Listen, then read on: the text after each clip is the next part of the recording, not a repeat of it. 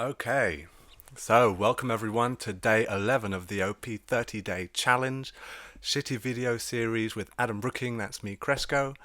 And today I've prepared for you this part 2 of the OP notation series. I think there's going to be just part 2, and this is called Deep Dive.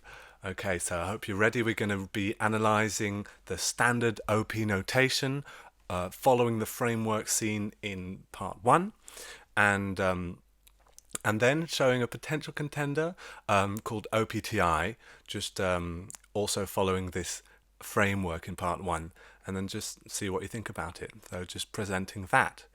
So let's get on with the show. So just quick summary of yesterday, no, 3 days ago, video from 3 days ago in part 1. So what did we do? We deconstructed the standard OP notation. So this is one example of it, and just saying what is the information actually inside this string of letters. So we're actually looking for these 9 individual coins, okay? So DIOE, they're all inside here. And we're going to be looking at that in detail later on. So once you've deconstructed that into 9 coins, you can build it back up again in 2 different ways. First, you can adapt what you know, so you take something that already is familiar to you and you adapt it, or you can try to look for something new and possibly better, whatever that means, and try to introduce that. Okay, that's the 2 different ways, and both ways have their advantages, obviously, so it just depends what turns out to be better, what wins out. So when does this actually happen, though? When does the new, better solution actually become a thing above the adapted what you know? It has to have really clear advantages, and it has to be organized and in a convincing implementation, right? In an organized and convincing implementation, so that everyone gets on board and understand what's happening. So these are the 2 factors that you need to have happen. So, but will it happen or not? That just depends on, the natural dynamic is what I call it. So it's almost like a democratic election. Whether you update or not, that is the question. So that's just new versus same forces. So some people are going to be for, some people prefer for the same, and that just works itself out and finds the path of least resistance. Right, so that was summary of video 1, in case you hadn't seen it or forgot a little bit about it. And let's go down deep now. Okay, you're welcome into my cave. You're welcome into the deep thoughts. What are we going to do? Let's look at the different ways we can encode the 9 coins, okay? So just again, these are the 9 coins. Quickly, DEDI, OEOI. This one is a relative balance between these 2 or these 2, decider observer. Last consumed, this one is a special one because it depends on these 2. These 2 will give you one of these 2, the information coins or the energy coins. For the nerds among you, this is going to indicate the first double activated human need. So these are the 4 human needs. And the info energy will give you the second double activated human need. And then we've got the sensory and DE. Right, so what is the current standard way of doing things? Okay, so I just took a screenshot of the OP class website here. This is the class archive, and you can see there are 3 different ways of writing types. So these 2 here, which are smaller, and then here longer form.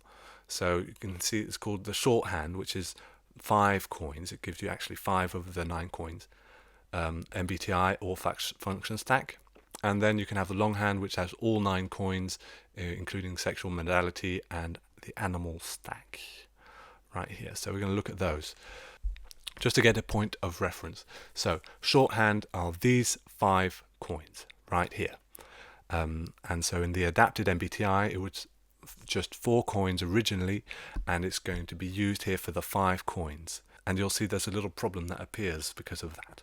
So the first and 4th letter here will give you 2 coins. So DE and decider is EJ, EP is OE and observer. So gather and observer. So those are 1st and 4th. The 2nd letter pretty straightforward, except for sometimes. So if it's N, then it will mean intuitive, usually, but sometimes it can mean N or S, depending on the context, right? As you can see up here, we've got ISFP, and you've got FISE, so it does mean S, or FINI, so sometimes it means N. So it's the same with the third letter, but except with F and T. So F means F, T means T, except sometimes when F means T and T means F. Right, and the fifth coin, not the fourth coin, the fifth coin is also context dependent, and it's what you'd call a basic versus a secondary theme. So usually it's basic, that's the classic, and then secondary is if it's not that one. Example, ISFP. What does this mean? ISFP, IP, so we know DI and decider. The F gives us information because it's also IP, so it's feeling. The S in some circumstances means basic, so it's OE and S or SE, and in the secondary circumstance it means OI and N. So it could mean either this or this. That's what the ISFP is. Okay, so I was talking about these functions here. Oh, no, wait. First, an honourable mention to EI. Okay, so this is quite useful. A useful feature to this notation is in the basic form, if you just change the E to an I or an I to an E, that will change just one coin, which is the decider observer coin in the basic form. So in this case, ENTJ can mean TENI and INTJ NITE. So that enables you to actually say NTJ if you want to be more vague, and that will just mean TENI or NITE, which is sometimes useful. But in some circumstances, the secondary form, if you do that, there's this interesting thing that happens, because the ENTJ is TESE, which actually happens to be Shan's type. If you change just the E to I, it will change not just D and O, but all of the coins, right? Because Shan and Dave's are opposite types, but they're both ENTJ and INTJ. So that's just a funny thing. But let's remember this basic form for later is quite useful trait that this notation has. Okay, so we're talking about functions. So let's look at the second way of doing 5 coins is the functions. Okay, so this is an example, FISE, and this is going to be a bit faster, right? So the first one, straight ahead, F means F all the time, and it'll give us also indication about observer or decider. So it's an F or a T, it means decider. If it's N or S, it means observer. Good, so this is a decider. The second coin is an I. If it's after an F or a T, it means O, it means DI. So the third letter, straightforward again, very nice. N is N, S is S, F is F. And the fourth one is similar. So we had E for the last one, and E with the S here means OE. So those are the 5 coins in these letters. Boom. Okay, so now using that we can look at the long form. I'm excited. Okay, so we've got all 9 coins here. Wham! All 9 coins here, and they're condensed into this kind of shape. So this is the example I had up above. So we look at the first 2 ones. Let's analyze it. So you've got the sexual modalities. The first one is about the sensory, and the second one is for the DE. The next 4 letters are the function stack, so those are 5 more coins. So we've got 2 and 5 coins, 2 more to go, and the 2 coins are expressed with the 4 next letters. So the first one is a trivial letter actually, because it's already given by the function stack. Well, we're going to put it there first, and then the next one will give you one of the coins, this coin. Third letter will give you info or energy dominant, and the last animal is the last one, because you need one of each in the 4. Okay, quick example. Well, you can look at this. Okay, so that was a quick explanation of the standard. Now, as I was saying, there are 2 different ways to build back up.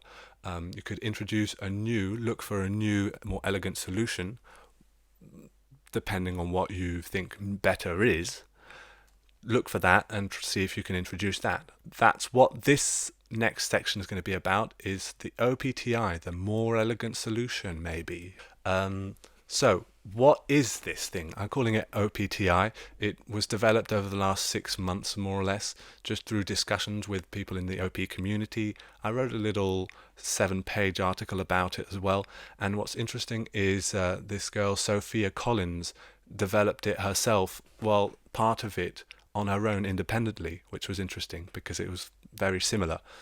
And so, just talking about it with different people, it has gathered some traction, but it's definitely in the beginning stages. Everything has to start somewhere. So that's what we're going to be looking at now. And stay tuned at the end for a bonus ultra compact version of the 9 coins, which was thought of by Heather Bunnell. Okay, so let's start. We're going to do the shorthand and longhand again, right? So, but it's going to go quickly. So shorthand, classic, the 5 coins. What is the OPTI version? So these are the 5 coins. So just keep the classic MBTI structure because it's good, it works, why not? And use the middle functions. So these are the middle functions, they mean what they mean. So N is N, F is F, T is T. The 4th letter, so we're going to be doing something interesting here. We're going to combine these 2 human needs into the animal. If it's D, E, and OI, it's a blast. So that's for the 4th letter. Doing this gives a specific type name to the play first and sleep first, giving these types an equal footing with the blast and consume first. So you don't have the type hierarchy of basic versus secondary types.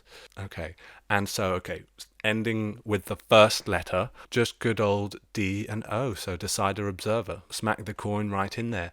And doing that actually harkens back to this honourable mention I talked about earlier on, which is the fact that if you change the E or an I in the basic form of the MBTI, that changes only one coin, the decider observer, which can be interesting. So TENI or NITE is NTJ. So obviously if you do that in this case, you can do that as well, which can be interesting. So just a quick example here, DIOI, that's sleep. DIOI is sleep. So these 3, D and F, that just gives us the type straight away. So DNF, sleep, DNFS. Okay, DIOE, what is that? A little bit of an exercise. It's consume. So observer, intuitive thinking, ONTC, right there. DEOI is blast, so DSTB. And then DEOE is play, of course, OSFP, and that's the type. So that's short form for you. Right. Now let's go down. Longhand, we're going to be using the same shorthand version and just add the 4 coins to it. These are the last 4 coins that we need, and we're going to do it with 3 letters. So the first 4 and then dash 2 letters. These are going to be 2 more animals, and then the last letter.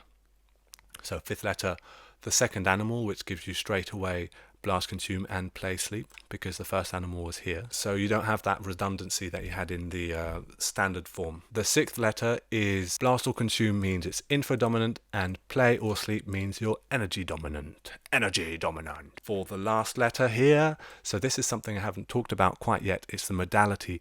The combination of the 2 sexuals. So you've got the masculine sensory with the masculine DE, which combine to make a kinesthetic modality. So just use a K for that letter. And then you've got 4 different letters. MF is audio, FM is visual, and FF, double feminine, is tester. Tester. Quick example, Wim Hof again. So this guy, the Iceman, what's his long form OPTI type? So he's a decider, right? So NF and sleep, DIOI, so he's sleep. And he's sleep consume, double activated DI, right? And play, which is double activated OE with the consume. So energy dominant, play 3rd. And feminine sensory, masculine DE, is the visual, the rare visual type. There's a visual out in the wild. Okay, 2nd example, Dave Powers. Have you heard of this guy? He's amazing. He's MF, which is audio. So, right, audio at the back. NI, so he's an observer. He's NF, and he's II, which is sleep first, sleep first. ONFS, he's got blast, activated blast, and play. So ONFS, BPA. Okay, Shannon Renee. So I'm going to let you try to figure out her OPTI type for yourself. Write a comment in the comment section if you've figured out what her OPTI type is.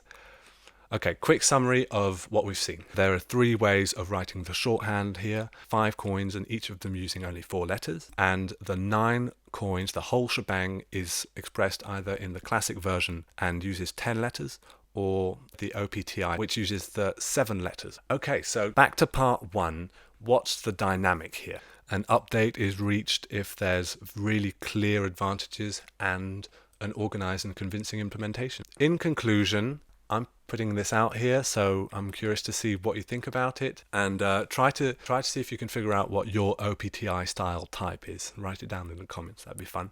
Okay, so to wrap up, there are other aspects of OP notation that I haven't touched on here, namely the animal species and something else called the OPTI chart, which the chart is the thing with the balls, you know, the function, the big ball and the small ball and the colors.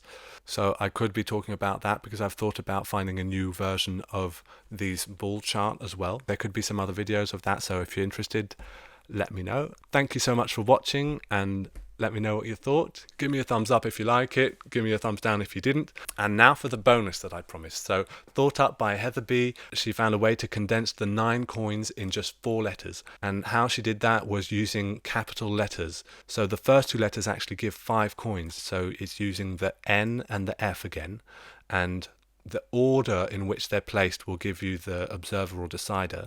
And then if they're capital or minuscule letters, that will give you which one's masculine. So the capital is the masculine. And then the next 2 letters are the animals. So the capital letter is the double activated animal, and that actually gives us all these 4 coins. One quick example, Wim Hof again. So the first letter, so he's feeling and intuitive, and he's decider, so feeling first, F first. And he's masculine DE, which means feminine FI, so small f. Intuitive, he's feminine sensory, so masculine intuition. And then you've got the sleep consume animals here with the blast last, which means the consume is double activated. Capital consume, small s. So it's FNSC. That's his type. So if you want a little challenge, you could try to figure out what is Dave Power's type in the 9 in 4 and what is Shannon Renee's type in 9 in 4. And if you want, what's your type in 9 in 4? So that's it for today.